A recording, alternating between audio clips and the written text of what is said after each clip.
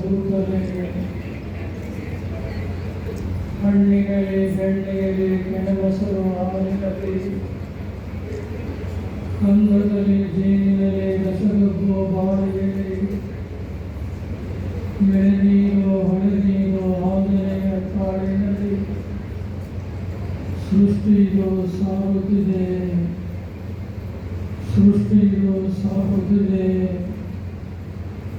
ಸವಿಯಾಗು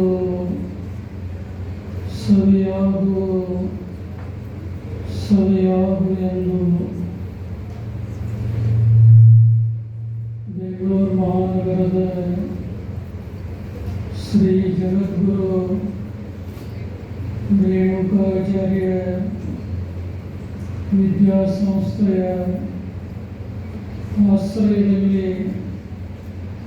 ಸಂಯೋಜಿಸಿದಂಥ ಶ್ರೀ ಜಗದ್ಗುರು ರೇಣುಕಾಚಾರ್ಯ ಜಯಂತಿ ಮಹೋತ್ಸವ ಶ್ರೀ ಜಗದ್ಗುರು ರೇಣುಕಶ್ರೀ ಪ್ರಶಸ್ತಿ ಪ್ರದಾನ ಹಾಗೂ ಪ್ರತಿಭಾ ಪುರಸ್ಕಾರ ಸಮಾರಂಭದಲ್ಲಿ ಪಾಲ್ಗೊಂಡಿರುವ ಸಿದ್ಧಘಟ್ಟ ಕ್ಷೇತ್ರದ ಶ್ರೀ ಷಟಸ್ಥಲ ಬ್ರಹ್ಮ ವೀರಭದ್ರ ಶಿವಾಚಾರ್ಯ ಸ್ವಾಮಿಗಳವರೇ, ಲೋಕಾಪುರ ಮಠದ ಶ್ರೀ ಚಂದ್ರಶೇಖರ ಸ್ವಾಮಿಗಳವರೇ, ಪವಿತ್ರ ಸಮಾರಂಭವನ್ನು ಜ್ಯೋತಿ ಬೆಳಗಿಸಿ ಉದ್ಘಾಟಿಸಿ ಶ್ರೀ ಜಗದ್ಗುರು ರೇಣುಕಶ್ರೀ ಪ್ರಶಸ್ತಿಗೆ ಭಾಜನರಾದಂಥ ಬೆಂಗಳೂರು BMTC ಅಧ್ಯಕ್ಷರಾದಂಥ PS ಆರಾಧ್ಯ ಅವರೇ, ಮುಖ್ಯ ಅತಿಥಿಗಳಾಗಿ ಆಗಮಿಸಿದಂಥ ಕರ್ನಾಟಕ ಬ್ಯಾಂಕಿನ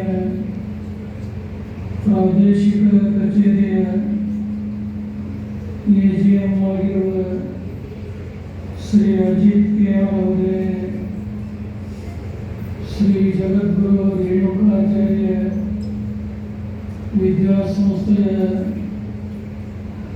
ಗೌರವಾನ್ವಿತ ಅಧ್ಯಕ್ಷರಾದ UM ಬಸವರಾಜ ಮೊದಲಮಾಡಿ, ಸಂಸ್ಥೆಯ ಎಲ್ಲ ಪದಾಧಿಕಾರಿಗಳವರೇ, ಈ ಅಪೂರ್ವ ಸಮಾರಂಭದಲ್ಲಿ ಶ್ರೀ ಜಗದ್ಗುರು ರೇಣುಕಾಚಾರ್ಯರು ಮತ್ತು ಅವರ ವಿಚಾರಧಾರೆಗಳನ್ನು ಕುರಿತು ಉಪನ್ಯಾಸವನ್ನು ನೀಡಿದಂಥ ಹೆಸರಾಂತ ಪತ್ರಕರ್ತರು, ಇತ್ತೀಚೆಗೆ ಸರ್ಕಾರದಿಂದ ನಾಡಪ್ರಭು ಕೆಂಪೇಗೌಡ ಪ್ರಶಸ್ತಿಗೆ ಭಾಜನರಾದಂಥ ಪ್ರಶಾಂತ್ ರಿಪ್ಪನ್ಪೇಟೆಯವರೇ, ಸಂಸ್ಥೆಯ ಎಲ್ಲ ಪದಾಧಿಕಾರಿಗಳವರೇ, ಸಂಸ್ಥೆಯ ಎಲ್ಲ ಶಿಕ್ಷಕೇತರ ಸಿಬ್ಬಂದಿ ವರ್ಗವರೇ, ಪಾಲಕ ಪೋಷಕರೇ ಮತ್ತು ಸಮಸ್ತ ಧರ್ಮಾಭಿಮಾನಿಗಳೇ, ತಾಯಂದಿರೇ ಮತ್ತು ಮಕ್ಕಳೇ, ಶ್ರೀ ಜಗದ್ಗುರು ರೇಣುಕಾಚಾರ್ಯ ವಿದ್ಯಾಸಂಸ್ಥೆಯ ಚಾರಿತ್ರಿಕ ಇತಿಹಾಸದಲ್ಲಿ ಇವತ್ತಿನ ಈ ದಿನ ಒಂದು ಅವಿಸ್ಮರಣೀಯವಾದಂಥ ಪವಿತ್ರ ದಿನ ಅಂತ ಹೇಳಿಕ್ಕೆ ಹೆಮ್ಮೆ ಅನ್ನಿಸ್ತಾ ಇದೆ. ಶ್ರೀ ಜಗದ್ಗುರು ರೇಣುಕಾಚಾರ್ಯ ಜಯಂತಿ ಮಹೋತ್ಸವವನ್ನು ಪೂರ್ವದಲ್ಲಿ ಈ ವಿದ್ಯಾಸಂಸ್ಥೆಯಲ್ಲಿ ಭಾವಚಿತ್ರ ಇಟ್ಟು ಪೂಜೆ ಮಾಡಿ ಮುಗಿಸುವಂಥ ಕಾರ್ಯ ನಡೀತಾ ಇದೆ. ಆದರೆ ಇತ್ತೀಚೆಗೆ 3 ವರ್ಷಗಳಿಂದ ನಮ್ಮೆಲ್ಲ ಸಂಸ್ಥೆಗಳಲ್ಲಿ ಕಾರ್ಯವನ್ನು ನಿರ್ವಹಿಸುವಂಥ ಶಿಕ್ಷಕೇತರ ಎಲ್ಲ ವರ್ಗದವರ ಒಂದು ಒಡನಾಡದ ಆಶೆ ಇತ್ತು. ಅದು ಏನು ಅಂದರೆ, ಜಗದ್ಗುರು ರೇಣುಕಾಚಾರ್ಯ ವಿದ್ಯಾಸಂಸ್ಥೆಯಲ್ಲಿ ನಾವು ಕಾರ್ಯ ಮಾಡ್ತಾ ಇದ್ದೇವೆ. ಅವರ ಬಗ್ಗೆ ಹೆಚ್ಚು ವಿಚಾರಗಳನ್ನು ತಿಳ್ಕೋಬೇಕು ಅನ್ನುವಂಥ ಕುತೂಹಲ ಇತ್ತು. ಆ ಒಂದು ವಿಚಾರಕ್ಕೆ ಶ್ರೀ ಜಗದ್ಗುರು ರೇಣುಕಾಚಾರ್ಯ ವಿದ್ಯಾಸಂಸ್ಥೆಯ ಅಧ್ಯಕ್ಷರನ್ನು ಮೊದಲು ಮಾಡಿ ಎಲ್ಲ ಪದಾಧಿಕಾರಿಗಳು ಸ್ಪಂದನೆಯನ್ನು ಮಾಡಿದರು. ಅದರ ಪರಿಣಾಮವಾಗಿ ಕಳೆದ 3 ವರ್ಷಗಳಿಂದ ನಡೆಯುವಂಥ ಈ ಸಮಾರಂಭದ ಸಾನ್ನಿಧ್ಯವನ್ನು ಈ ಸಂಸ್ಥೆಯ ಮಹಾಪೋಷಕರಾದಂಥ ರಂಭಾಪುರಿ ಜಗದ್ಗುರು ಸ್ವತಃ ಆಗಮಿಸಿ ಈ ಕಾರ್ಯಕ್ರಮ ನಡೆಸ್ತಾ ಇದ್ದೇವೆ. ತಮ್ಮೆಲ್ಲರಿಗೆ ಈ ಸಮಾರಂಭದ ಆಚರಣೆಯಿಂದ ಎಷ್ಟು ಸಂತೋಷವನ್ನು ತುಂಬಿ ತಂದಿದೆ. ಅದಕ್ಕಿಂತ ಹೆಚ್ಚಿನ ಸಂತೋಷ ಇವತ್ತು ರಂಭಾಪುರಿ ಜಗದ್ಗುರುವರಿಗೆ ಆಗ್ತಾ ಇದೆ ಅನ್ನುವಂಥ ಮಾತನ್ನು ಹೇಳಲಿಕ್ಕೆ ಮರೆಯುವುದಿಲ್ಲ. ಶ್ರೀ ಜಗದ್ಗುರು ರೇಣುಕಾಚಾರ್ಯ ವಿದ್ಯಾಸಂಸ್ಥೆಯಿಂದ ಬಹಳಷ್ಟು ಜನ ಇಲ್ಲಿ ಅಧ್ಯಯನವನ್ನು ಮಾಡಿ ವಿವಿಧ ಕ್ಷೇತ್ರಗಳಲ್ಲಿ ತಮ್ಮದೇ ಆದಂಥ ಹೆಸರನ್ನು ಪಡ್ಕೊಂಡಿದ್ದಾರೆ. ಬಹುಶಃ ಅವರೆಲ್ಲರಿಗೂ ಈ ಸಂಸ್ಥೆ ಬಗ್ಗೆ ಎಲ್ಲದಂಥ ಅಭಿಮಾನ ಅವರಲ್ಲಿ ಇದೆ. ಆದರೆ ಅವರನ್ನು ಗುರುತಿಸುವಂಥ ಕೆಲವು ಸಂದರ್ಭದಲ್ಲಿ ಈ ಕಾಲೇಜಿನಲ್ಲಿ ನಡೆಯುವಂಥ ಸಭೆ ಸಮಾರಂಭಗಳಲ್ಲಿ ಕರೆಯುವಂಥದ್ದು ಬಹಳ ಅಪರೂಪವಿತ್ತು. ಅದನ್ನು ಗಮನಿಸಿ ಶ್ರೀ ಜಗದ್ಗುರು ರೇಣುಕಾಚಾರ್ಯ ವಿದ್ಯಾಸಂಸ್ಥೆಯವರು ಇದನ್ನು ಬಹಳಷ್ಟು ಬೆಳೆಸಬೇಕು, ಇಲ್ಲಿ ಕಾರ್ಯನಿರ್ವಹಿಸಿ ಉನ್ನತ ಸ್ಥಾನದಲ್ಲಿರುವಂಥ ಜನರನ್ನು ಬರಮಾಡಿಕೊಂಡು ಅವರಿಗೆ ಒಂದು ವಿಶೇಷವಾದಂಥ ಪ್ರಶಸ್ತಿಯನ್ನು ಕೊಡುವಂಥ ತೀರ್ಮಾನ ಕೈಗೊಂಡು ಕಳೆದ ವರ್ಷ ಉಪಮುಖ್ಯಮಂತ್ರಿ DK ಶಿವಕುಮಾರ್ ಅವರಿಗೆ ಪ್ರದಾನ ಮಾಡಿ ಆಶೀರ್ವಾದ ಮಾಡಿದ್ವಿ. ಕಾರಣಾಂತರದಿಂದ ಅವರು ಬರಲಿಕ್ಕೆ ಸಾಧ್ಯವಾಗದೇ ಇದ್ದು ಮಹಾಪೀಠದ ದರ್ಶನ ಮಾಡಿದಾಗ ಅದನ್ನು ಅತ್ಯಂತ ಭಕ್ತಿ ಶ್ರದ್ಧೆಯಿಂದ ಸ್ವೀಕಾರ ಮಾಡಿದ್ದನ್ನು ಹೇಳಲಿಕ್ಕೆ ಮರೆಯುವುದಿಲ್ಲ. ಆದರೆ ಈ ವರ್ಷ 2ನೇ ಜಗದ್ಗುರು ರೇಣುಕಶ್ರೀ ಪ್ರಶಸ್ತಿಯನ್ನು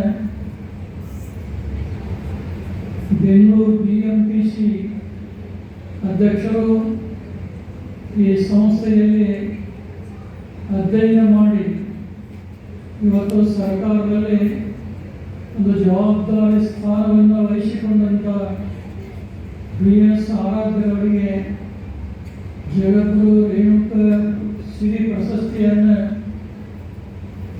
ಇವತ್ತು ಕೊಟ್ಟಿರುವಂಥದ್ದು ನಮಗಂತೂ ತುಂಬ ಹರ್ಷವಾಗಿದೆ. ಶ್ರೀ ಜಗದ್ಗುರು ರೇಣುಕಾಚಾರ್ಯರ ಬಗ್ಗೆ ಅವರಿಗೆ ಹೆಚ್ಚು ವಿಚಾರಗಳು ಗೊತ್ತಿಲ್ಲದೇ ಇದ್ದರೂ ಕೂಡ ಈ ಸಂಸ್ಥೆಯಲ್ಲಿ ಬೆಳೆದಂಥ ದಿನಗಳು, ಆ ಜಗದ್ಗುರುಗಳ ದೂರದೃಷ್ಟಿ, ಅವರು ಸಮಾಜಕ್ಕೆ ಈ ನಾಡಿಗೆ ಕೊಟ್ಟಂಥ ಕೊಡುಗೆಯನ್ನು ಸ್ಮರಿಸಿ ಅತ್ಯಂತ ಭಕ್ತಿ ಶ್ರದ್ಧೆಯಿಂದ ಆ ಪ್ರಶಸ್ತಿಯನ್ನು ಸ್ವೀಕಾರ ಮಾಡಿ ತಮ್ಮ ಒಡಲ ನುಡಿಗಳನ್ನು ಹಂಚಿಕೊಂಡಿದ್ದಾರೆ.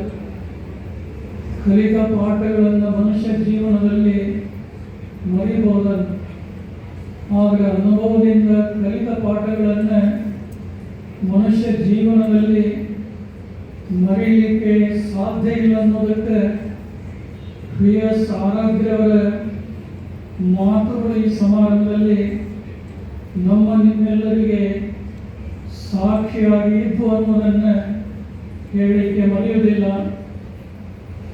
ನನ್ನಿಂದ ಈ ಸಂಸ್ಥೆಗೆ ಏನೇನು ಕೆಲಸ ಕಾರ್ಯಗಳು ಆಗಬೇಕು ಅದನ್ನು ಮನವರಿಕೆ ಮಾಡಿದರೆ ಆ ಕಾರ್ಯಗಳನ್ನು ನಾನು ಮಾಡಿಕೊಡೋದಾಗಿ ಭರವಸೆಯನ್ನು ನೀಡಿದ್ದಾರೆ. ಜಗದ್ಗುರು ರೇಣುಕಾಚಾರ್ಯ ಮೂಲ ಈ ವಿದ್ಯಾಸಂಸ್ಥೆಯಲ್ಲಿ ಈ ಮಹಾನಗರದಲ್ಲಿ ಸುಮಾರು 7 ಭಾಗದಲ್ಲಿ ಈ ಸಂಸ್ಥೆಯ ವಿದ್ಯಾಲಯಗಳು ನಡೀತಾವೆ. ಈಗಾಗಲೇ ಮೊದಲ ಹಂತದಲ್ಲಿ ರಾಜಾಜಿನಗರದ SRC ಮಹಿಳಾ ವಿದ್ಯಾಲಯದ ಪರಿಸರದಲ್ಲಿ ಏನೊಂದು ಬಸ್ ನಿಲ್ದಾಣ ಅಲ್ಲಿ ಅವರು ಮಾಡಿ ವಿದ್ಯಾರ್ಥಿಗಳಿಗೆ ಒಂದು ಬಹುದೊಡ್ಡ ಉಪಕಾರವನ್ನು ಮಾಡಿಕೊಟ್ಟಿದ್ದಾರೆ. ಇದೇ ರೀತಿಯಾಗಿ ಇನ್ನುಳಿದಂಥ ಸಂಸ್ಥೆಗಳ ಪರಿಸರದಲ್ಲಿ ನಮ್ಮ ವಿದ್ಯಾಲಯಕ್ಕೆ ಅಷ್ಟೇ ಅಲ್ಲ, ಆ ಪರಿಸರದಲ್ಲಿ ಇಂಥ ನಿಲ್ದಾಣಗಳನ್ನು ಮಾಡಿಕೊಟ್ರೆ ಎಷ್ಟೋ ಮಕ್ಕಳಿಗೆ ಅದರಿಂದ ಅನುಕೂಲವಾಗ್ತಾ ಇದೆ. ಅದನ್ನು ನಮ್ಮ ಸಂಸ್ಥೆಯವರವರಿಗೆ ಮನವರಿಕೆಯನ್ನು ಮಾಡಿಕೊಟ್ಟಾಗ ಹಂತ ಹಂತವಾಗಿ ಆ ಕೆಲಸ ಅವರು ಮಾಡಿ ಕೊಡ್ತಾರೆ ಅನ್ನೋದರಲ್ಲಿ ನಮಗೆ ತುಂಬ ಹೆಮ್ಮೆ ಮತ್ತು ಆತ್ಮವಿಶ್ವಾಸ ಇದೆ. ಮತ್ತು ಇಂಥವರು ವಿವಿಧ ಅಭಿವೃದ್ಧಿ ಕಾರ್ಯಗಳಲ್ಲಿ ಕೂಡ ಅವರು ಬೆರೆತು ಹೋಗಬೇಕನ್ನುವಂಥದ್ದು ಜಗದ್ಗುರುಗಳ ಒಡಲಾಳದ ಆಶಯ. ಜಗತ್ತು ನಿತ್ಯ ನಿರಂತರ ಸಂಚಾರದಲ್ಲಿರುವುದರಿಂದ ಧರ್ಮ ಜಾಗೃತಿ ಕಾರ್ಯಕ್ರಮಗಳಲ್ಲಿ ಪಾಲ್ಗೊಳ್ಳುವುದರಿಂದ ನೇರವಾಗಿ ಸಂಪರ್ಕ ಮಾಡೋದು ಬಹಳ ಕಷ್ಟ. ಆದರೂ ನಮ್ಮ ಸಂಸ್ಥೆಯ ಪದಾಧಿಕಾರಿಗಳ ಮೂಲಕ ಈ ಮಹಾನಗರದಲ್ಲಿರುವಂಥ ಎಷ್ಟೋ ಅಭಿಮಾನಿಗಳು ಏನೋ ಒಂದು ಬಹುದೊಡ್ಡ ಕೊಡುಗೆಯನ್ನು ಕೊಡಬೇಕು ಅನ್ನುವಂಥ ಭಾವನೆ ಅವರಿಗಿದ್ರೂ ಕೂಡ ಅದನ್ನು ಸರಿಯಾಗಿ ಯಾವ ಮಾರ್ಗವಾಗಿ ತಲುಪಿಸಬೇಕು ಅನ್ನುವಂಥದ್ದು ಕೆಲವರಿಗೆ ಗೊತ್ತಿರೋದಿಲ್ಲ. ಮುಂದಿನ ದಿನಗಳಲ್ಲಿ ಆ ಕೊರತೆಯನ್ನು ನೀಗಿಸುವಂಥ ಕೆಲಸ ಮಾಡುವುದರ ಜೊತೆಗೆ ವಿವಿಧ ಅಭಿವೃದ್ಧಿ ಕಾರ್ಯಗಳಿಗೆ ಒಂದು ಹೆಚ್ಚಿನ ಪ್ರೋತ್ಸಾಹವನ್ನು ನಾವು ಈ ಸಂದರ್ಭದಲ್ಲಿ ಬಯಸ್ತಾ ಇದ್ದೇವೆ. ಇದೇ ಸಂದರ್ಭದಲ್ಲಿ ಕರ್ನಾಟಕ ಬ್ಯಾಂಕಿನ ಬೆಂಗಳೂರು ಪ್ರಾದೇಶಿಕ ಕಚೇರಿಯ AGM ಆಗಿರುವಂಥ ಅಜಿತ್ KR ಅವರು ಜಗದೊಳವರಿಗೆ ಹೊಸಬರಲ್ಲ. ಬಾಳೆಹೊನ್ನೂರಿನಲ್ಲಿ ಈಗಲೇ ನಿವೇಶನದಲ್ಲಿ ಕಟ್ಟಿದಂಥ ಬ್ಯಾಂಕಿನ ಕಟ್ಟಡದ ಉದ್ಘಾಟನೆ ಸಂದರ್ಭದಲ್ಲಿ ಅವರು ಅಲ್ಲಿ ಬಂದಿದ್ದರು. ಬಹುಶಃ ಇವತ್ತು ಅವರು AGM ಆಗಿ ಕೆಲಸ ಮಾಡ್ತಾ ಇರುವಂಥದ್ದು ಜಗದೊಳಗೆ ಬಹಳ ಸಂತೋಷ ತಂದಿದೆ. ಅವರು ಕೂಡ ಈ ಸಂಸ್ಥೆಯ ಬಗ್ಗೆ ಅನೇಕ ಉತ್ತಮವಾದಂಥ ವಿಚಾರಗಳನ್ನು ಪ್ರಸ್ತಾಪಿಸಿದ್ದಾರೆ. ಬಹುಶಃ ಇವತ್ತು ತಾಂತ್ರಿಕವಾದಂಥ ವಿದ್ಯಾಲಯಗಳು ಮತ್ತು ವೈದ್ಯಕೀಯ ಏನು ಒಂದು ವಿದ್ಯಾಲಯಗಳು ಈ ಸಂಸ್ಥೆಯಿಂದ ಆಗಬೇಕು ಅಂತೇಳಿ ಅವರು ಬಯಸಿದ್ದಾರೆ. ನಮ್ಮ ಆರಾಧ್ಯರವರು ಕೂಡ ಬಯಸಿದ್ದಾರೆ. ಬಹುಶಃ ಇದು ಒಳ್ಳೆಯ ವಿಚಾರವೇ. ಆದರೆ ನಮ್ಮ ಹಿಂದಿನ ಆಡಳಿತ ಮಂಡಳಿಯವರು ಬೆಂಗಳೂರನ್ನು ಬಿಟ್ಟು ಹತ್ತಿತ್ತವರು ಎಲ್ಲಿಯೂ ಕೂಡ ಕದಲಿಲ್ಲ. ಕಾರಣ ಕಾರಣಗಳು ಹಲವಾರು ಇರಬಹುದು. ಆದರೆ ಪ್ರಸ್ತುತ ಆಡಳಿತ ಮಂಡಳಿಯ ಅಧ್ಯಕ್ಷರಾದಂಥ UM ಬಸವರಾಜರವರು, ಕಾರ್ಯದರ್ಶಿಗಳಾದಂಥ ಪ್ರಭು ಕಲ್ಮಠರು, ಇನ್ನುಳಿದಂಥ ಎಲ್ಲ ಸದಸ್ಯರ ಸಹಕಾರದಿಂದ ಈ ಸಂಸ್ಥೆಯನ್ನು ಬೆಂಗಳೂರಿನಿಂದ ಬೇರೆ ಬೇರೆ ಜಿಲ್ಲೆಗಳಲ್ಲಿ ಈ ಸಂಸ್ಥೆಯಿಂದ ವಿದ್ಯಾಲಯಗಳನ್ನು ಹುಟ್ಟು ಹಾಕಬೇಕನ್ನುವಂಥ ಒಂದು ಉದ್ದೇಶವನ್ನು ನಾವಾದರೂ ಕೂಡ ಹೊಂದಿ ಬೆಂಬಲಿಸ್ತಾ ಇದೆ. ಅದರ ಮೊದಲ ಭಾಗವಾಗಿ ತುಮಕೂರು ಜಿಲ್ಲೆ ಕೊರಟಗೆರೆ ತಾಲೂಕಿನ ಶಿಡ್ಲಘಟ್ಟದಲ್ಲಿ ಈಗಾಗಲೇ 25ರಿಂದ 30 ಎಕರೆ ಭೂಮಿಯನ್ನು ನಾವು ಖರೀದಿಸಿದೆ. ಅಲ್ಲಿ ಶ್ರೀ ಜಗದ್ಗುರು ರೇಣುಕಾಚಾರ್ಯ ಹೆಸರಿನಿಂದ ಒಂದು ಆಯುರ್ವೇದ ವೈದ್ಯಕೀಯ ಶಿಕ್ಷಣ ಸಂಸ್ಥೆಯನ್ನು ಹುಟ್ಟು ಹಾಕಬೇಕೆನ್ನುವಂಥ ಉದ್ದೇಶ ನಮಗಿದೆ. ಅದರ ಜೊತೆಗೆ ರಂಭಾಪುರಕ್ಕೆ ನೆಲೆಗೊಂಡಂಥ ಚಿಕ್ಕಮಗಳೂರು ಜಿಲ್ಲಾ ಕೇಂದ್ರದಲ್ಲಿ ಅಲ್ಲಿನೂ ಕೂಡ ಈ ಸಂಸ್ಥೆ ವತಿಯಿಂದ ಯಾವುದಾದ್ರೂ ಒಂದು ಇಂದಿನ ಜನತೆಗೆ ಉಪಯುಕ್ತವಾಗುವಂಥ ವಿದ್ಯಾಲಯವನ್ನು ಪ್ರಾರಂಭ ಮಾಡುವಂಥ ಮನದಾಳದ ಇಚ್ಛೆ ಇದೆ. ಅದರ ಜೊತೆಗೆ ಮಲೆನಾಡಿನ ಪ್ರಾಂತದಲ್ಲಿ ಸಾಕಷ್ಟು ಅಭಿವೃದ್ಧಿಯನ್ನು ಹೊಂದಿದಂಥ ಶಿವಮೊಗ್ಗ ನಗರ, ಆ ಶಿವಮೊಗ್ಗ ನಗರಕ್ಕೆ BS ಯಡಿಯೂರಪ್ಪನವರು ಮುಖ್ಯಮಂತ್ರಿ ಆಗಿದ್ದಂಥ ಸಂದರ್ಭದಲ್ಲಿ ಆ ಶಿವಮೊಗ್ಗ ಜಿಲ್ಲಾ ಕೇಂದ್ರವನ್ನು ಬಹಳಷ್ಟು ಬೆಳೆಸಿದ್ದಾರೆ. ಅದಕ್ಕೆ ಅಂಥ ನಗರದಲ್ಲಿಯೂ ಕೂಡ ಜಗದ್ಗುರು ರೇಣುಕಾಚಾರ್ಯ ವಿದ್ಯಾಸಂಸ್ಥೆಯಿಂದ ಒಂದು ವಿಶೇಷವಾದಂಥ ವಿದ್ಯಾಲಯ ಮಾಡಬೇಕು ಅನ್ನುವಂಥ ಅಭಿಪ್ರಾಯಕ್ಕೆ ನಾವು ಈಗಾಗಲೇ ಹಸಿರು ನಿಶಾನೆಯನ್ನು ತೋರಿಸಿದೆ. ಈ ವರ್ಷ 3 ವಿದ್ಯಾಲಯಗಳ ಕೆಲಸಗಳನ್ನು ನಾವು ಕೈಗೆತ್ತಿಕೊಂಡಿದ್ದೇವೆ. ಅಷ್ಟೇ ಅಲ್ಲದೆ ಬೆಂಗಳೂರಿನ ಇನ್ನೊಂದು ಪ್ರಾಂತದಲ್ಲಿ, ಕೆಂಗೇರಿಯ ಪ್ರಾಂತದಲ್ಲಿ ಇನ್ನೂ ಒಂದು 10 ಎಕರೆ ಭೂಮಿಯನ್ನು ಖರೀದಿಯನ್ನು ಮಾಡಿ ಅಲ್ಲಿಯೂ ಕೂಡ ಒಂದು ವಿದ್ಯಾಲಯ ಮುಂದಿನ ದಿನಗಳಲ್ಲಿ ಪ್ರಾರಂಭಿಸುವಂಥ ಉದ್ದೇಶವನ್ನು ನಾವು ಹೊಂದಿದೆ.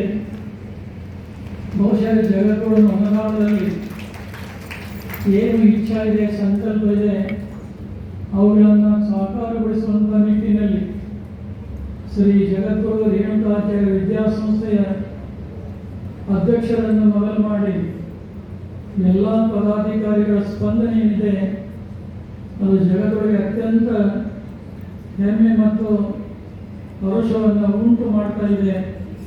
ಇದೇ ರೀತಿಯಾದಂಥ ಮಾರ್ಗದರ್ಶನದಲ್ಲಿ ಮುಂದುವರೆದ ಇನ್ನು 10 ವರ್ಷಗಳಲ್ಲಿ ಇದು ದೊಡ್ಡ ಪ್ರಮಾಣದಲ್ಲಿ ಈ ಸಂಸ್ಥೆ ಬೆಳೆದು ಹೆಸರುವಾಸಿ ಆಗುವುದರಲ್ಲಿ ಯಾವುದೇ ಅನುಮಾನ ಇಲ್ಲ. ಈಗಾಗಲೇ ಈ ಸಂಸ್ಥೆಯ ಒಟ್ಟು ಬೆಳವಣಿಗೆ ಬಗ್ಗೆ ಮಾತನಾಡಿದ್ದಾರೆ. ಏನೊಂದು ಇಲ್ಲದಿರುವಂಥ ಸಂದರ್ಭದಲ್ಲಿ ವಿದ್ಯಾವಾದಿಯಾದಂಥ ರಾಜಾದಿರಾಜ ಪೂಜಿತರಾದಂಥ ಶಿವಾನಂದ ಜಗದ್ಗುರುಗಳು ಈ ವಿದ್ಯಾಸಂಸ್ಥೆಯ ಮೂಲ ಬೀಜ. ಅವ್ರು ಏನಾದರೂ ಅವತ್ತು ಮಾಡದೇ ಇದ್ದರೆ ನಾವೇನೂ ಕೂಡ ಮಾಡಲಿಕ್ಕೆ ಆಗ್ತಾ ಇದ್ದಿಲ್ಲ. ಅವರು ಬೀಜ ಹಾಕಿದಂಥ ಬೀಜವನ್ನು ಬೆಳೆಸುವಂಥ ನಿಟ್ಟಿನಲ್ಲಿ ಪರಮ ತಪಸ್ವಿಗಳಾದಂಥ ಶ್ರೀಮದ್ ರಂಭಾಪುರಿ ವೀರ ಗಂಗಾವಳಿ ಜಗದ್ಗುರುಗಳು ಉದಾರ ಅಂತಃಕರಣದಿಂದ ಆಡಳಿತ ಮಂಡಳಿಗೆ ಆಶೀರ್ವಾದ ಮಾಡಿ ಪ್ರೋತ್ಸಾಹವನ್ನು ಕೊಟ್ಟರು. ತದನಂತರದಲ್ಲಿ ಕರುಣಾಸಾಗರಾದಂಥ ಜಗದ್ಗುರು ರುದ್ರಮುನೀಶ್ವರಾಚಾರ್ಯ ಕಾಲದಲ್ಲಿ ಈ ಸಂಸ್ಥೆ ಬೇರೆ ಬೇರೆ ಭಾಗಗಳಲ್ಲಿ ಈ ಸಂಸ್ಥೆ ಬೆಳೆದು ಬಲಗೊಂಡಿದ್ದನ್ನು ನಾವೆಲ್ಲ ನೋಡ್ತಾ ಇದ್ದೀವಿ. ಸರ್ಜಾಪುರ ಪ್ರಾಂತದಲ್ಲಿಯೂ ಕೂಡ ಈಗಾಗಲೇ ಸುಮಾರು 25 ಕೋಟಿ ರೂಪಾಯಿ ವೆಚ್ಚ ಮಾಡಿ ಭವ್ಯವಾದಂಥ ಸುಂದರವಾದಂಥ ಕಟ್ಟಡವೂ ಕೂಡ ನಿರ್ಮಾಣ ಆಗಿದೆ. ಶಾಲೆ ಪ್ರಾರಂಭಕ್ಕೆ ಸರ್ಕಾರದಿಂದ ಅನುಮತಿ ಮಾತ್ರ ಪ್ರಾಪ್ತವಾಗಬೇಕಾಗಿದೆ. ಅದು ಕೂಡ ಮುಂದಿನ ದಿನಗಳಲ್ಲಿ ಪ್ರಾರಂಭ ಮಾಡುವಂತಹ ಉದ್ದೇಶವನ್ನು ನಾವು ಹೊಂದಿದೆ. ಬಹಳಷ್ಟು ಜನರಿಗೆ ಅನಿಸಿರ್ಬೋದು, ಬಾಳೆಹಣ್ಣು ರಂಭಾಪುರಿಯ ಪೀಠ ಕೇವಲ ಧಾರ್ಮಿಕವಾಗಿ ತನ್ನದೇ ಆದಂತಹ ಪ್ರಭಾವ ಬೀರಿ ರಾಜ್ಯ ರಾಷ್ಟ್ರ ಮಟ್ಟದಲ್ಲಿ ಕಾರ್ಯ ಮಾಡ್ತಾ ಇರ್ಬೋದು.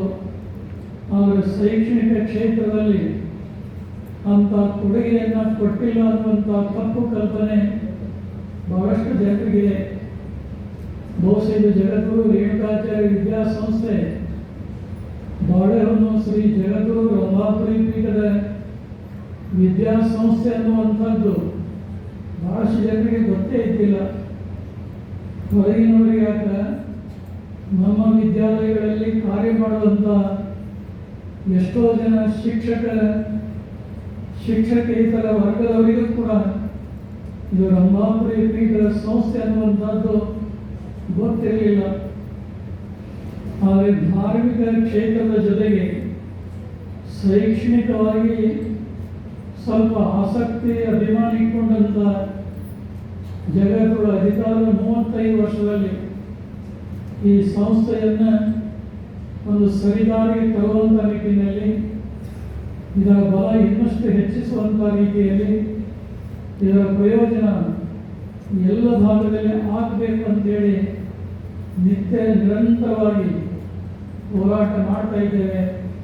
ಆ ಎಲ್ಲ ಹೋರಾಟದ ಫಲವಾಗಿ ಇವತ್ತು ಇಷ್ಟೆಲ್ಲ ಸಂಭ್ರಮವನ್ನು ನಾವು ನೀವೆಲ್ಲ ಕಾಣ್ತಾ ಇದ್ದೇವೆ. ಇವತ್ತು ಜಗದ್ಗುರು ರೇಣುಕಾಚಾರ್ಯ ಹೆಸರು ಅಷ್ಟೇ ಗೊತ್ತು ಎಲ್ಲರಿಗೆ.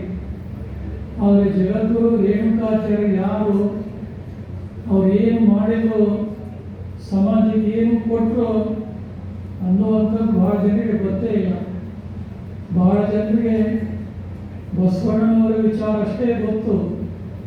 ಆದರೆ ಬಸವಣ್ಣನವರಿಗಿಂತ ಪೂರ್ವದಲ್ಲಿರುವಂಥ ವೀರಶೈವ ಧರ್ಮದ ಮೂಲ ತಾಯಿ ಬೇರಾಗಿ ವೀರಶೈವ ಧರ್ಮ ಸಿದ್ಧಾಂತವನ್ನು ಈ ಭೂಮಂಡಲದಲ್ಲಿ ಸ್ಥಾಪಿಸಿದಂಥ ಜಗದ್ಗುರು ರೇಣುಕಾಚಾರ್ಯರ ಬಗ್ಗೆ ಜನರು ಎಷ್ಟು ತಿಳ್ಕೋಬೇಕಾಗಿತ್ತೋ ಅಷ್ಟು ತಿಳ್ಕೊಂಡಿಲ್ಲ. ಆ ತಿಳುವಳಿಕೆ ಇಲ್ಲದ ಕಾರಣವೇ ಸಮಾಜದಲ್ಲಿ ಸಂಘರ್ಷಗಳು, ನಿರಂತರವಾದಂಥ ಅಲ್ಲಸಲ್ಲದ ಮಾತುಗಳು ನಡೀತಾ ಇದ್ದಾವೆ. ಆದರೆ ಯಾವುದಕ್ಕೂ ಕೂಡ ಲೆಕ್ಕಿಸದೆ ಸತ್ಯವಾದಂಥ ಸಂಗತಿಗಳನ್ನು, ಸೈದ್ಧಾಂತಿಕವಾದಂಥ ಸಂಗತಿಗಳನ್ನು ನಾವೆಲ್ಲ ತೆರೆದ ಮನಸ್ಸಿನಿಂದ ಒಬ್ಬರಿಂದ ಒಬ್ಬರಿಗೆ ನಾವು ಪ್ರಚಾರ ಮಾಡ್ತಾ ಹೋದರೆ ಇನ್ನು 10 ವರ್ಷಗಳಲ್ಲಿ ಈ ಹೆಸರು ಅವಿಸ್ಮರಣೀಯವಾಗಿ ಜನಮನದಲ್ಲಿ ಉಳಿಯಲಿಕ್ಕೆ ಸಾಧ್ಯ ಇದೆ. ಆ ಕಾರಣದಿಂದ ಇವತ್ತಿನ ಈ ಸಮಾರಂಭದಲ್ಲಿ ಹೆಸರಾಂತ ಪತ್ರಕರ್ತರು ಹೌದು, ಉತ್ತಮವಾದಂಥ ಬರಹಗಾರರು ಹೌದು, ಗುರುಪೀಠ ಪರಂಪರೆಯ ಸಾಹಿತ್ಯ ಸಂಸ್ಕೃತಿಯ ಅರಿವನ್ನು ಪಡೆದಂಥ ಪ್ರಶಾಂತ್ ರಿಪ್ಪನ್ಪೇಟೆಯವರು ಜಗದ್ಗುರು ರೇಣುಕಾಚಾರ್ಯರು ಮತ್ತು ಅವರು ಮಾಡಿದಂಥ ಸಾಮಾಜಿಕ ಕಾರ್ಯಗಳ ಬಗ್ಗೆ ಹೆಚ್ಚು ಸಮಯ ಇಲ್ಲದೆ ಇದ್ದರೂ ಕೂಡ ಮುತ್ತಿನಂಥ 10 ಮಾತುಗಳನ್ನು ನಿಮ್ಮೆಲ್ಲರ ನೆತ್ತಿಯನ್ನು ತುಂಬಿದ್ದಾರೆ. ಪರಮಾತ್ಮನ ಪಂಚಮುಖಗಳಿಂದ ಜಗದ್ಗುರು ಪಂಚಾಚಾರ್ಯರು ಅವತಾರವನ್ನು ತಾಳಿದರು. ಅವತಾರ ತಾಳುವಂಥ ಸಂದರ್ಭದಲ್ಲಿ ಸಾಕ್ಷಾತ್ ಪರಮಾತ್ಮ ಜಗದ್ಗುರು ರೇಣುಕಾಚಾರ್ಯರಿಗೆ ಒಂದು ಮಾತನ್ನು ಹೇಳಿದರು. ಏನು ಆ ಮಾತಂದ್ರೆ, ಮಗದ್ವೈತ ಪರಂ ಶಾಸ್ತ್ರಂ ವೇದ ವೇದಾಂತ ಸಮ್ಮತಂ ಸ್ಥಾಪಯಿಷ್ಯಸಿ ಗೋಲೋಕೆ ಸರ್ವೇಷಾಂ ಹಿತಕಾರಕಂ. ನನ್ನ ಪರವಾದಂಥ ಶಿವಾದ್ವೈತ ಸಿದ್ಧಾಂತವನ್ನು ವೇದಾಂತ ಸಮ್ಮತವಾದಂಥ ಸಿದ್ಧಾಂತವನ್ನು ಯಾವುದೋ ಒಂದು ವರ್ಗದ, ಯಾವುದೋ ಒಂದು ಜನಸಮುದಾಯದ ಹಿತಕ್ಕಾಗಿ ಅಲ್ಲ, ಈ ಭೂಮಿಯ ಮೇಲೆ ಬದುಕಿ ಬಾಳುವಂಥ ಎಲ್ಲ ವರ್ಗದ ಜನರಿಗೆ ಶ್ರೇಯಸ್ಸನ್ನು ಉಂಟು ಮಾಡುವಂಥ ಮತ ಸಿದ್ಧಾಂತವನ್ನು ನೀವು ಭೂಮಂಡಲದಲ್ಲಿ ಸ್ಥಾಪನೆಯನ್ನು ಮಾಡಿ ಅಂತೇಳಿ ಆಶೀರ್ವಾದ ಮಾಡಿ, ಆ ಆಶೀರ್ವಾದದ ಫಲವಾಗಿ ಜಗದ್ಗುರು ರೇಣುಕಾದಿ ಪಂಚಾಚಾರ್ಯರು ಕೊಲ್ಲಿಪಾಟಿ ಸೋಮೇಶ್ವರಾದಿ ಮಹಾಲಿಂಗದಿಂದ ಅವತರಿಸಿ ಈ ಭೂಮಂಡಲದಲ್ಲಿ ಅವರು ದೊಡ್ಡ ಕಾರ್ಯವನ್ನು ಮಾಡಿದರು. ಅಸ್ಪೃಶ್ಯರ ಉದ್ಧಾರವಾಗಲಿ, ಮಹಿಳೆಯರಿಗೆ ಧಾರ್ಮಿಕವಾದಂಥ ಸ್ವಾತಂತ್ರ್ಯ ತಂದು ಕೊಡುವಂಥ ನಿಟ್ಟಿನಲ್ಲಿ ಮೊದಲ ಹೆಜ್ಜೆಯನ್ನು ಇಟ್ಟಂಥವರು ಜಗದ್ಗುರು ರೇಣುಕಾಚಾರ್ಯರು ಅನ್ನುವುದನ್ನು ನಾವು ಯಾರೂ ಕೂಡ ಮರೆಯುವಂತಿಲ್ಲ. ಅಷ್ಟೇ ಅಲ್ಲದೆ ಈ ಧರ್ಮ ಸಿದ್ಧಾಂತದಲ್ಲಿ ಗಂಡು ಹೆಣ್ಣು ಅನ್ನುವಂಥ ಭೇದ ಭಾವನೆಗಳಿಲ್ಲ, ಉಚ್ಚ ನೀಚ ಅನ್ನುವಂಥ ತಾರತಮ್ಯ ಇಲ್ಲ, ಮತ್ತು ಬಡವ ಶ್ರೀಮಂತ ಅನ್ನುವಂಥ ಭೇದ ಭಾವನೆಗಳಿಲ್ಲದೆ ಈ ಧರ್ಮದ ತತ್ವ ಸಿದ್ಧಾಂತಗಳಿಗೆ ಯಾರು ತಲೆಬಾಗಿ ಬರ್ತಾರಲ್ಲ ಅವರೆಲ್ಲರನ್ನ ಉದ್ಧರಿಸಿದಂಥ ಧರ್ಮ ವೀರಶೈವ ಧರ್ಮ. ಆ ಕಾರಣದಿಂದಲೇ 12ನೇ ಶತಮಾನದಲ್ಲಿ ಬಸವಾದಿ ಶರಣರ ಒಂದು ಸಹಯೋಗದಲ್ಲಿ ಬಹಳಷ್ಟು ಜನ ಈ ಧರ್ಮವನ್ನು ಸ್ವೀಕಾರ ಮಾಡಿ ಈ ಧರ್ಮದಂತೆ ನಡೆದು ಮಾನವ ಕುಲಕೋಟೆಯನ್ನು ಉದ್ಧಾರ ಮಾಡಿ ಜಗದ್ಗುರು ರೇಣುಕಾದಿ ಪಂಚಾಚಾರ್ಯರ ತತ್ವ ಸಿದ್ಧಾಂತಗಳಾಗಲಿ, ಶರಣರ ಸಾಮಾಜಿಕ ಒಲವು ನಿಲುವುಗಳಾಗಲಿ ಒಂದೇ ಆಗಿರೋ ಹೊರತು ಬೇರೆ ಬೇರೆ ಆಗಿಲ್ಲ. ಆದರೆ ಕೆಲವು ಜನರು ಇವೆರಡರಲ್ಲಿ ಭೇದವನ್ನು ಹುಟ್ಟಿಸುವಂಥ ಭಾವನೆ ಮಾಡ್ತಾ ಇದ್ದಾರೆ. ಅದಕ್ಕೆ ಹಿಂದೂ ಕೂಡ ಪೀಠಗಳು ಅವಕಾಶ ಕೊಟ್ಟಿಲ್ಲ, ಇವತ್ತು ಕೂಡ ಕೊಡೋದಿಲ್ಲ, ಮುಂದೂ ಕೂಡ ಆ ಕಾರ್ಯ ಸಫಲ ಆಗೋದಿಲ್ಲ ಅನ್ನುವಂಥ ಮಾತನ್ನು ಈ ಸಂದರ್ಭದಲ್ಲಿ ಹೇಳಿದರೆ ಅತಿಶಯೋಕ್ತಿ ಆಗಲಾರದು. ಜಗದ್ಗುರು ರೇಣುಕಾಚಾರ್ಯರು ಶ್ರಮದ ಬದುಕಿಗೆ ದೊಡ್ಡ ಬೆಲೆಯನ್ನು ಕೊಟ್ಟಿದ್ದಾರೆ. ಮಹಾಮುನಿ ಅಗಸ್ತ್ಯರಿಗೆ ಬೋಧ ಮಾಡುವಾಗ ವೃತ್ತಿ ಚೈತನ್ಯ ರೂಪಿಣಿ ಅಂತೇಳಿ ಕಾಯಕವೇ ಕಲಾ ಚೈತನ್ಯ ಅನ್ನುವಂಥ ಮಾತನ್ನು ಹೇಳಿ ಇವತ್ತು ಮನುಷ್ಯ ಜೀವನದಲ್ಲಿ ಶ್ರೇಯಸ್ಸನ್ನು ಕಾಣಬೇಕಾದ್ರೆ, ಉನ್ನತಿಯನ್ನು ಕಾಣಬೇಕಾದ್ರೆ ಶ್ರಮ ಪಡಬೇಕಾಗ್ತಾ ಇದೆ, ನಿರಂತರ ಪ್ರಯತ್ನವನ್ನು ಮಾಡಬೇಕಾಗ್ತಾ ಇದೆ. ಅದಕ್ಕಾಗಿ ಶ್ರಮದ ಬೆವರಿಗೆ ಬಹಳಷ್ಟು ಪಾವಿತ್ರತೆ ಮತ್ತು ಉನ್ನತಿ ಇದೆ ಅನ್ನುವಂಥ ಮಾತನ್ನು ಜಗದ್ಗುರು ರೇಣುಕಾಚಾರ್ಯರು ಬಹಳ ಪ್ರಾಚೀನ ಕಾಲದಲ್ಲಿ ಹೇಳಿದರು. ಅದೇ ಮಾತನ್ನು ಅನುಸರಿಸಿ 12ನೇ ಶತಮಾನದಲ್ಲಿ ಬಸವಣ್ಣನವರು ಕಾಯಕವೇ ಕೈಲಾಸ ಅನ್ನುವಂಥ ಕನ್ನಡದಲ್ಲಿ ಆ ಮಾತನ್ನು ಹೇಳಿದರು ಅನ್ನೋದನ್ನು ನಾವ್ಯಾರೂ ಕೂಡ ಮರೆಯಬಾರದು. ಏನು ನಮ್ಮ ವಿದ್ಯಾಲಯದಲ್ಲಿ ಕಾರ್ಯ ಮಾಡುವಂಥ ಎಲ್ಲ ಶಿಕ್ಷಕೇತರ ಸಿಬ್ಬಂದಿಯವರು ಏನು ಅಭಿಮಾನದಿಂದ 3 ವರ್ಷದಿಂದ ಎಲ್ಲರೂ ಒಂದಾಗಿ ಚೆಂದಾಗಿ ಈ ಕಾರ್ಯ ಮಾಡ್ತಾ ಇದ್ದಾರಲ್ಲ, ಇದು ನಮ್ಮ ಸಂಸ್ಥೆಗೆಲ್ಲ ಗಣ್ಯರಿಗೆ, ಜಗದವರಿಗೆ ಬಹಳ ಸಂತೋಷ ತಂದಿದೆ. ಇವತ್ತು ರೇಣುಕಶ್ರೀ ಪ್ರಶಸ್ತಿ ಮತ್ತು ಪ್ರತಿಭಾವಂತ ವಿದ್ಯಾರ್ಥಿಗಳಿಗೆ ಒಂದು ಪ್ರತಿಭಾ ಪುರಸ್ಕಾರ ನಡೆದಿದ್ದು ತಾವೆಲ್ಲ ನೋಡಿದ್ರಿ.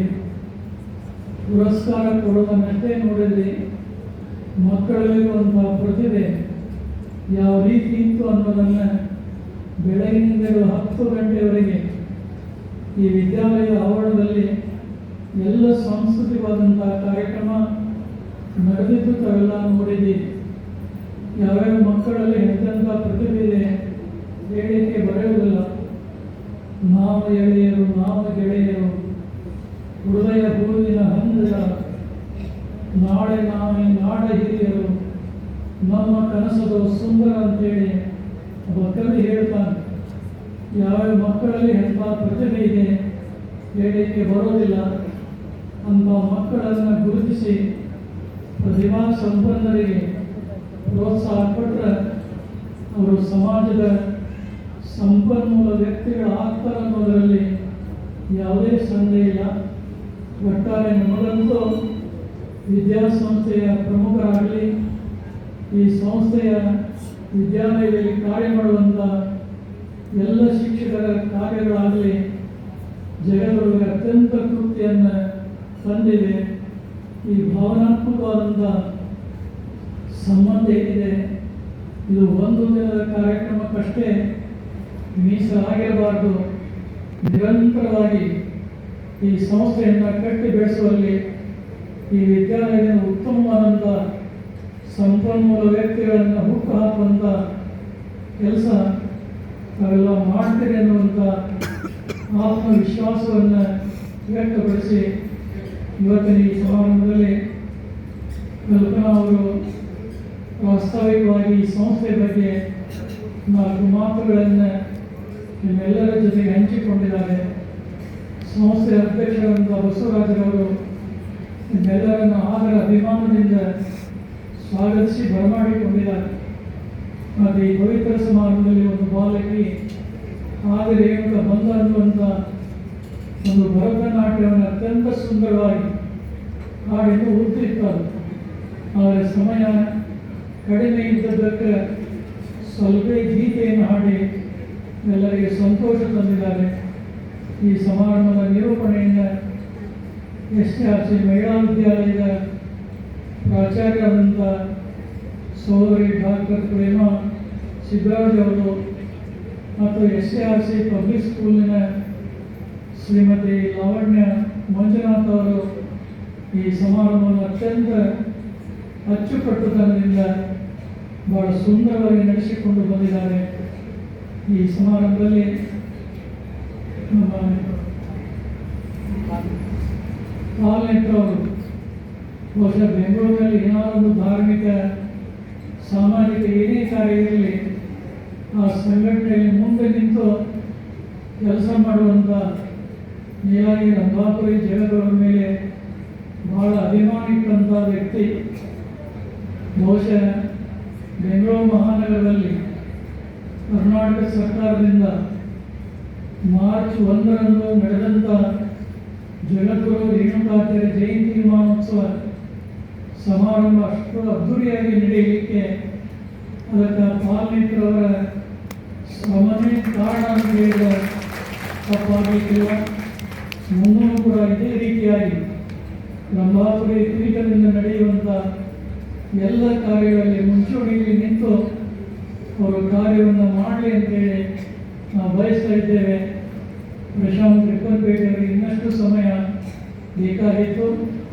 ಸಮಯದ ಅಭಾವದಿಂದಾಗಿ ಕೆಲವು ವಿಚಾರಗಳನ್ನು ಮಾತ್ರ ಪ್ರಸ್ತಾವನೆ ಮಾಡಿದರು. ಅವರನ್ನು ನಾಡಿನ ಉದ್ದಗಲಕ್ಕೂ ಕೂಡ ನಡೆಯುವಂತಹ ಕಾರ್ಯಕ್ರಮದಲ್ಲಿ ಜನರು ಕರೆಸಿ ಅವರ ವಿಚಾರಧಾರೆಗಳನ್ನು ಮುಟ್ಟಿಸುವಂತಹ ಕೆಲಸ ನಾವು ಮಾಡ್ತಾ ಇರುವಂಥದ್ದು ನಮಗಂತೂ ತೃಪ್ತಿಯನ್ನು ಉಂಟು ಮಾಡ್ತಾ ಇದೆ. ಮುಂದಿನ ದಿನಗಳಲ್ಲಿ ಕೂಡ ಅಂಥ ಅವಕಾಶಗಳು ಅವರಿಗೆ ಪ್ರಾಪ್ತ ಆಗ್ತವನ್ನುವಂಥ ಮಾತನ್ನು ಈ ಸಂದರ್ಭದಲ್ಲಿ ಪ್ರಸ್ತಾಪಿಸಿ ಇದಕ್ಕಿಂತ ಹೆಚ್ಚು ಹೇಳುವಂಥದ್ದೇನೂ